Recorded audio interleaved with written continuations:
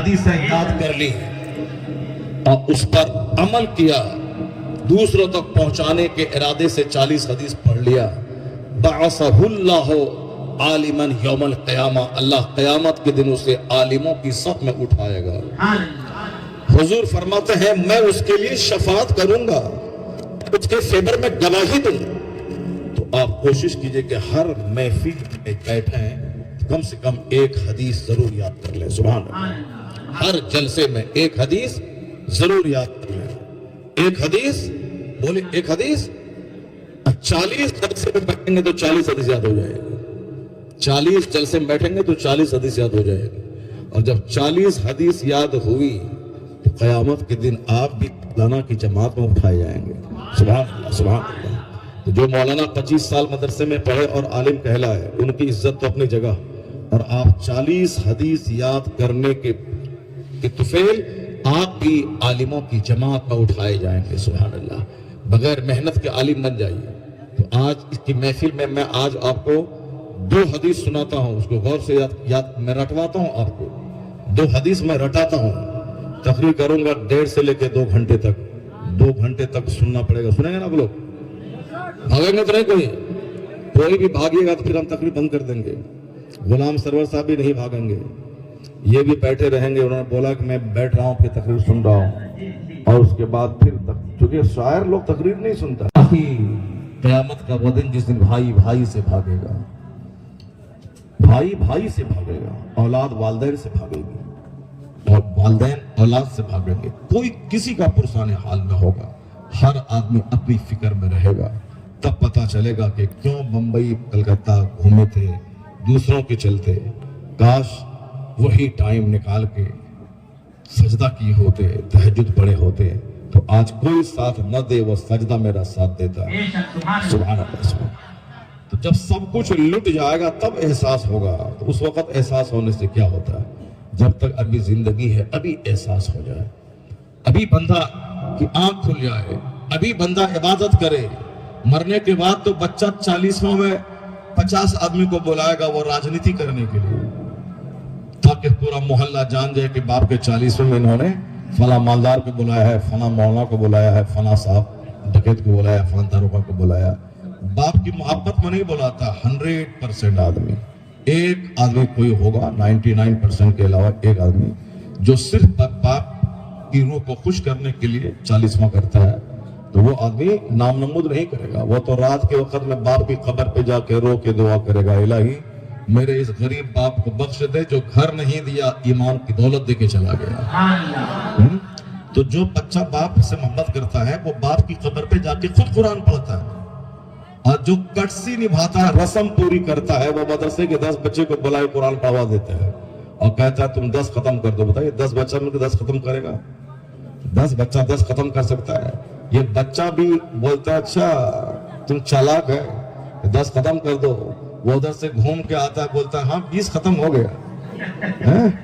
جب تم ہے ویسا لنگٹا تو پھر 10 ختم کر دو، کیا سمجھے تم؟ ایک ختم قرآن میں پورے 30 پارے پڑھنے پڑتے ہیں، ایک پارہ پڑھنے میں آدھا گھنٹہ لگتا ہے، قاعدے سے پڑھے گا، ورنہ گناہ ہو جائے گا اگر آدمی قاعدے سے نہیں پڑھے گا، عین غین شین قاف نکال کے نہیں پڑھے گا تو گناہ ہو جائے گا، پھر ثواب کیا ملے گا؟ الٹے گناہ ہوگا۔ تو قاعدے سے پڑھنے میں آدھا گھنٹہ 35 منٹ لگتا ہے، ہم لوگوں کو 35 منٹ 40 منٹ لگتا ہے پڑھنے میں، آدھا گھنٹہ یہ مان کے چلیں تو ایک 30 پارے پڑھنے میں کتنا 15 گھنٹے لگے ایک آدمی کو۔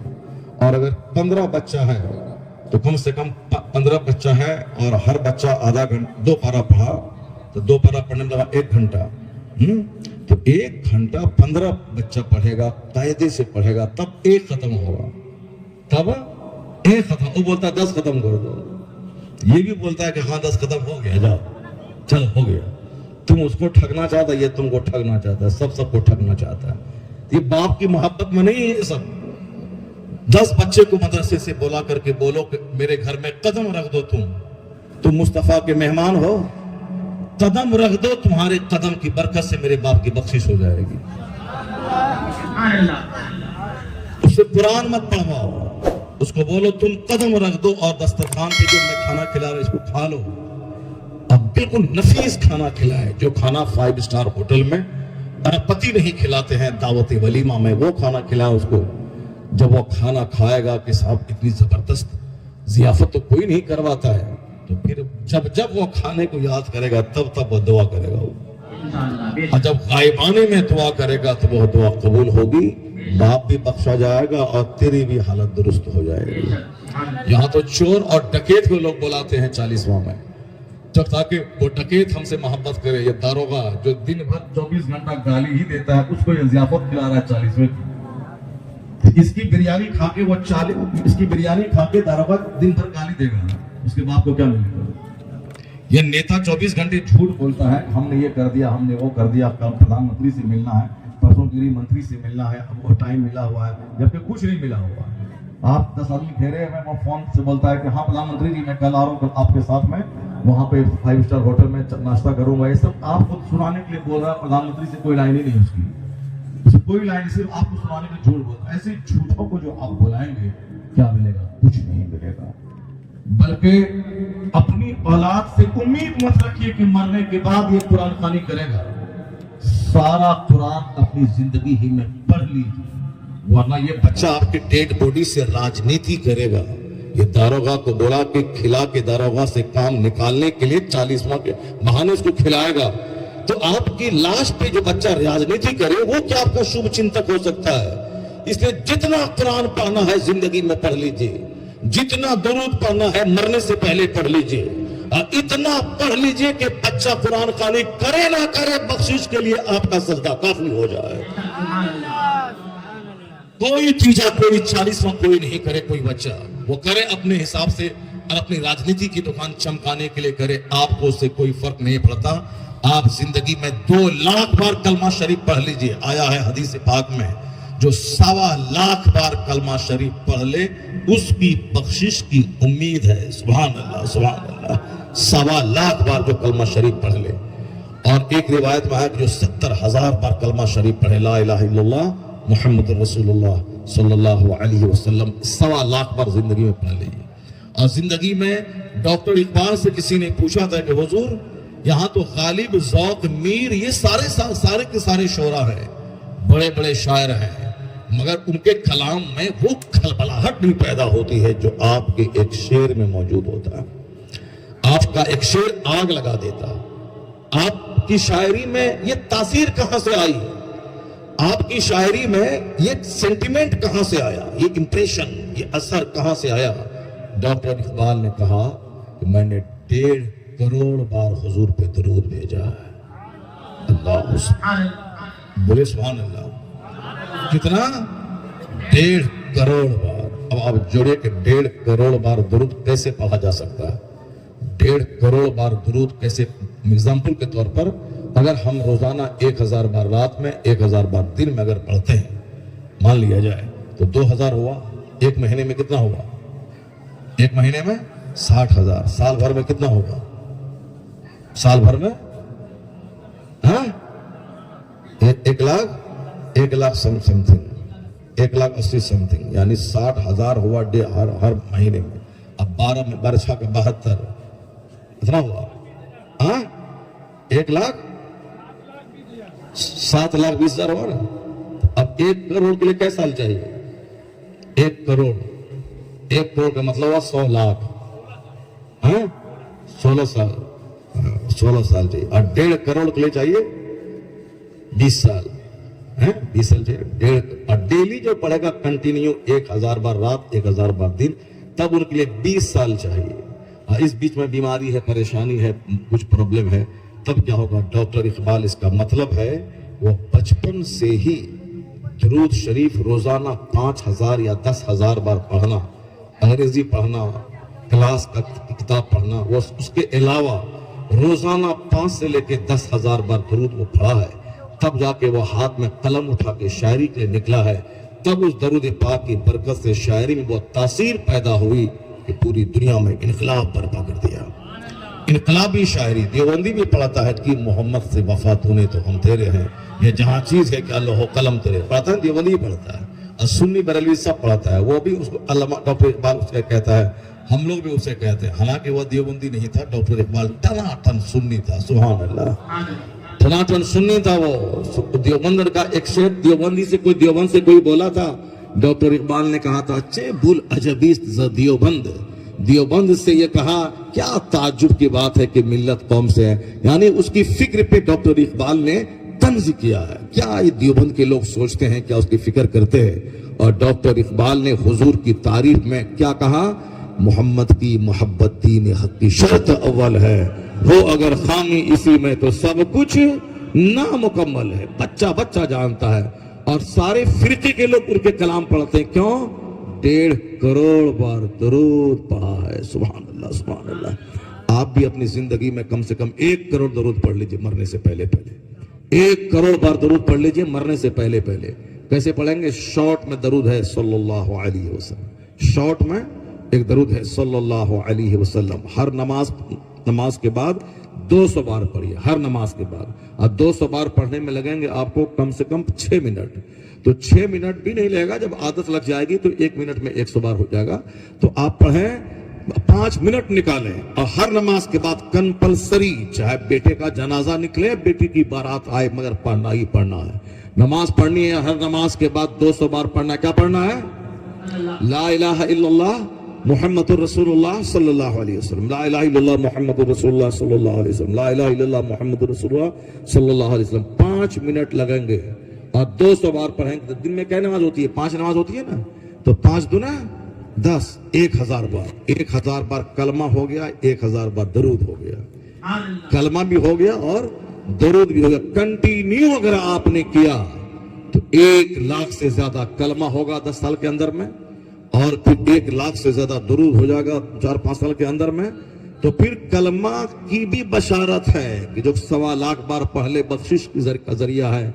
और जो दरूद पढ़े डेली 1000 बार, अगर आपने हर नमाज के बाद 500 बार 200 बार पढ़ा सल्लल्लाहु अलैहि वसल्लम तो 1000 होगा। हदीस में है जो 1000 बार दरूद पढ़ेगा मरने से पहले जन्नत में अपना घर देख लेगा। सुभान अल्लाह। आप लोग क्यों नहीं बोल रहे हैं सुभान अल्लाह?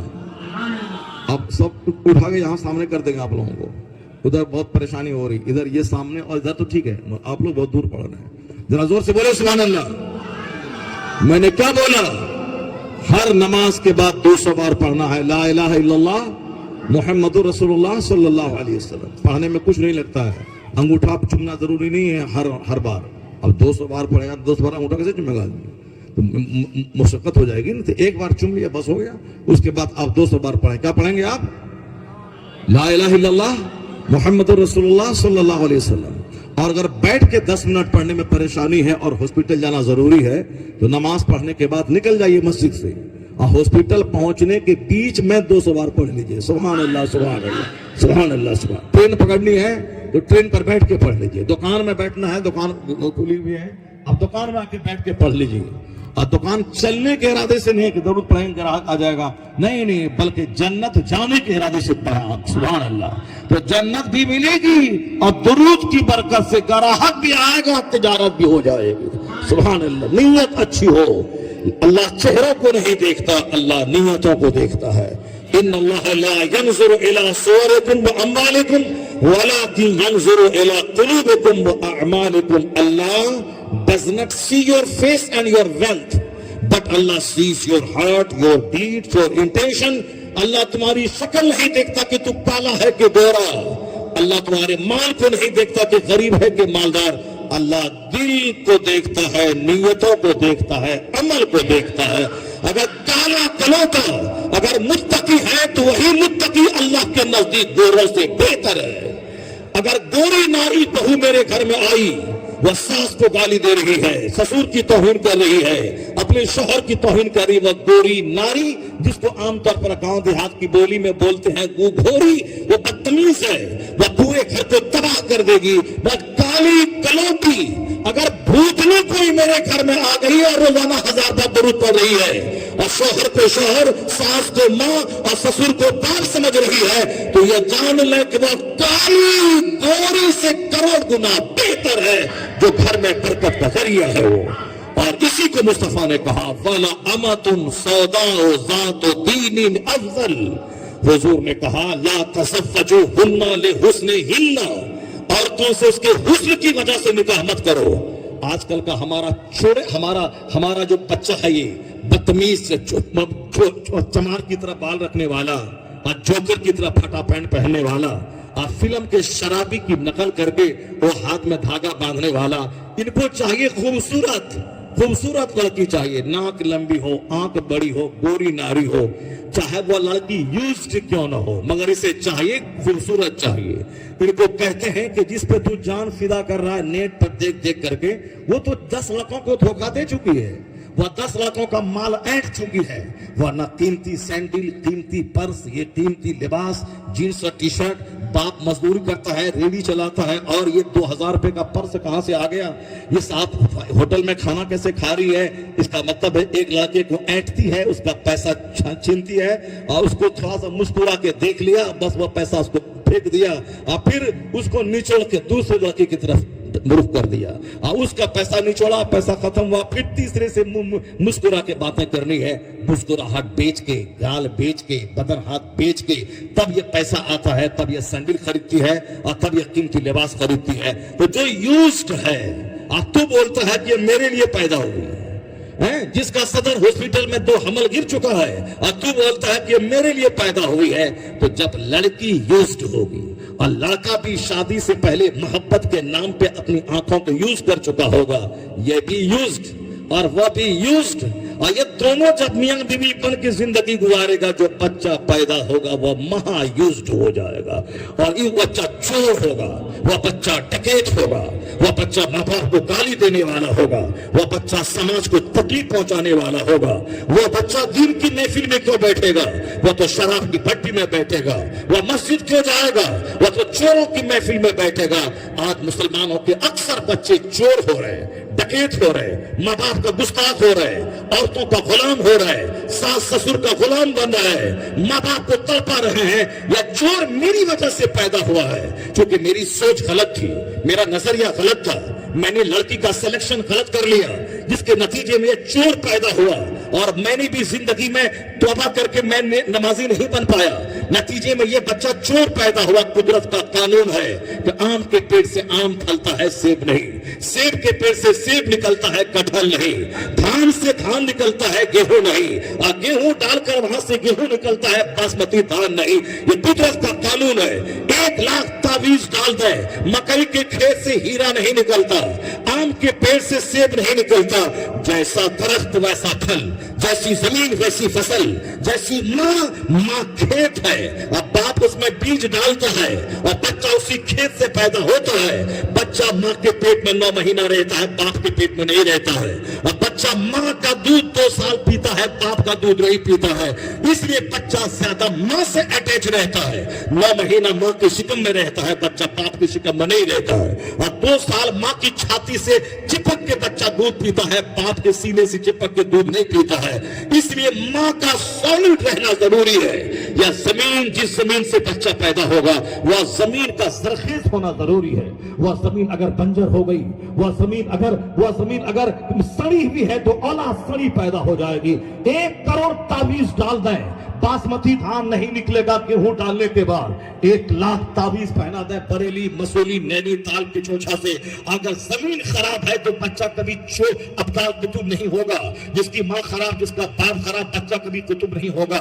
جیسی زمین ویسی فصل، جیسا درخت ویسا پھل۔ قدرت کا قانون ہے، جب باپ تھے علی رات بھر سجدہ ہے اور دن میں جہاد ہے، اور یہودی کے کنویں سے پانی نکال رہے ہیں، اور پھر محنت مشقت سے حلال غذا کھا رہے ہیں، کسی دوسروں کا مال نہیں لیتے، بلکہ پسینہ بہا کے کنویں سے پانی نکالنا اور یہودی کے کھیت میں پکانا، اور وہاں سے جو مزدوری ملی وہ حلال روزی سے بچوں کو کھلانا۔ دنیا آئی تھی، مجھ کو سج دھج کے آئی تھی، دنیا قبول کر لیجئے، مگر مولا علی نے کہا میں نے تجھ کو طلاق دیا، میں نے تجھ کو طلاق دیا۔ کس کو طلاق دیا؟ دنیا کو طلاق دیا۔ یہ دنیا سج کے آئی تھی کہ حضور کیوں مشقت اٹھا رہے ہیں، کیوں جو کی روٹی سوکھی پانی میں بھگا کے کھا رہے ہیں، حضور مجھے قبول کر لیجئے۔ یعنی دنیا کی فراوانی آپ کے پاس ہوگی، مال اور دولت کی بہتات آپ کے پاس ہوگی۔ مولا علی نے کہا نہیں ہوگا ایسا، میں نے تجھ کو طلاق دیا مجھے نہیں چاہیے، مجھ کو دنیا نہیں چاہیے، 3 دن کا فاقہ ہے، زبان پہ شکوہ نہیں ہے کہ اللہ نے ایسا کر دیا، اللہ نے ویسا کر دیا، نہیں، وہ تو ہم سے کمزور لوگ ہیں جو نہیں سمجھتے اور کہتے ہیں کہ کیوں اس نے پہلے حملہ کر دیا، کیوں ایسا ہو گیا، کیوں بچے مر رہے ہیں، 10,000 20,000 بچے مر گئے، یا 10 کو مارا یا 20,000 یہاں مر گئے، یہ ہمارے لوگ کیوں کیا کر رہے ہیں؟ یہ کیا سمجھے کہ زندگی کیا ہے، موت کیا ہے؟ یہ کیا سمجھے شہادت کیا ہے، اللہ کی راہ میں گردنیں کٹانا کیا ہے؟ ان کو تو کھانا پینا ہے اور پھر اپنی زندگی سنوارنا ہے۔ ہماری مائیں ہمیں پیدا کرتی ہیں کھانے پینے کے لیے، مگر فلسطین کی مائیں بچہ پیدا کرتی ہے وہ قبلہ اول کی آزادی کے لیے، اس لیے ہماری ماں کھانے پینے والی ہے، اور فلسطین کی مائیں بچوں کو جنم دیتی ہے کہ آج میرا یہ بچہ اللہ کے نام پہ شہید ہوگا تو کل شہیدوں کی ماں کہلانے پہ میں فخر کروں گی۔ تکبیر، نعرہ رسالت، مسلک اعلیٰ حضرت۔ کمزور مائیں کمزور اولاد جنم دیتی ہے، اور دبنگ ماں، اسلامی سوچ کی حامل ماں مضبوط اولاد جنم دیتی ہے۔ اگر کلکتہ میں جینا مشکل ہو تو لوگ کلکتہ چھوڑ کے دلی چلے جاتے ہیں۔ کلکتہ میں رہنے کا مطلب ہے کہ بال بچوں کا فیوچر ڈارک ہو جانا، اب مجھے دوسری جگہ جانا چاہیے۔ کلکتہ میں اگر دنگا برابر ہو تو لوگ کلکتہ چھوڑ کے چلے آتے ہیں بہار۔ کلکتہ میں رہنے کا مطلب ہے دنگا۔ بہت سے لوگ ہندوستان چھوڑ کے باہر چلے گئے، لگ بھگ 70,000 لوگ ہندوستان چھوڑ کے کورونا کال کے بیچ میں باہر چلے گئے، کوئی آسٹریلیا چلے گئے، کوئی امریکہ چلے گئے، کوئی افریقہ چلے گئے، وہاں کی شہریت، وہاں کا گرین کارڈ لے لیا۔ کیوں؟ ہندوستان میں رہنے کا مطلب ہے دنگا، یہاں مطلب ہے فساد، یہاں پروٹیسٹ، یہاں جلوس، دکانیں بند، اس لیے چلو یہاں سے بھاگو۔